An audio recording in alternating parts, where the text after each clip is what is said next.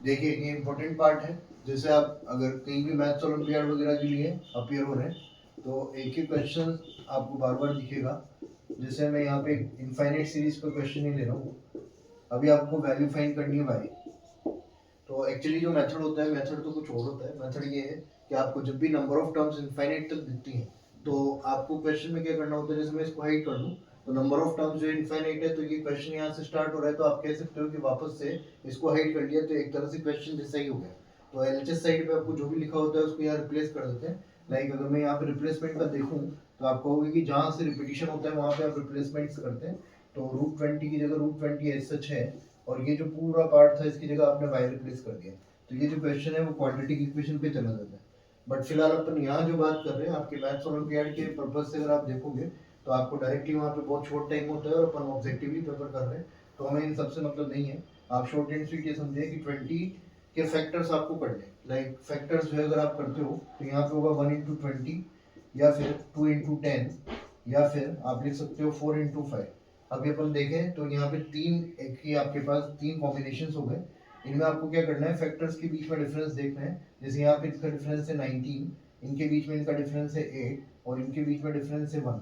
तो आपको क्या करना है, जिनके बीच में 1 का डिफरेंस होगा वो वाले फैक्टर सेलेक्ट कर लेने हैं। जैसे 4 × 5 अपन सेलेक्ट करेंगे। अभी यहाँ पे दो फॉर्मेट के क्वेश्चन होते हैं, या तो क्वेश्चन में थ्रू आउट प्लस चल रहा होगा या क्वेश्चन में थ्रू आउट माइनस चल रहा होगा। तो आपको ये ध्यान रखना है कि आपने जो भी फैक्टर सेलेक्ट किया है, अगर क्वेश्चन में आपका थ्रू आउट प्लस चल रहा है तो बड़ा वाला आंसर होगा, और अगर थ्रू आउट माइनस चल रहा है तो आपका छोटा वाला आंसर होगा। तो इन शॉर्ट बात ये है कि आप इसको डायरेक्ट फैक्टराइज करते हैं, इसको सेलेक्ट करते हैं, थ्रू आउट क्वेश्चन में प्लस चल रहा है तो आप आंसर देते हैं कि y की वैल्यू कितनी होगी 5। तो और एग्जांपल आप देख सकते हैं जैसे कि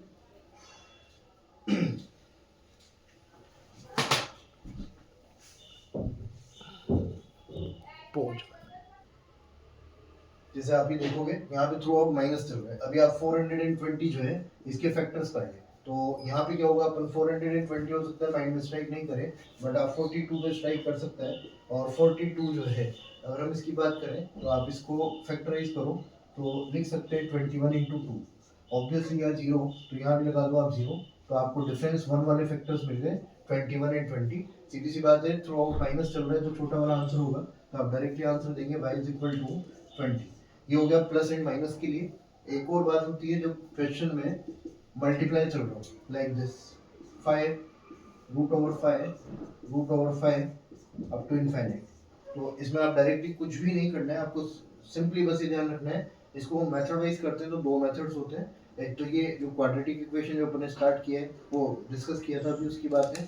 सेकेंड वन ये इनफाइनाइट जीपी बनती है, अनंत गुणोत्तर श्रेणी। तो इनफाइनाइट जीपी से भी आप इसको कर सकते हैं, आपको कुछ भी नहीं करना। आपको बस केवल ये ध्यान रखना है कि यहाँ जो भी नंबर होता है वो इसका आंसर होता है। इन शॉर्ट डायरेक्टली आप आंसर दोगे 5। अगर यहाँ 7 लिखा होता तो आंसर 7, यहाँ 3 लिखा होता तो आंसर 7।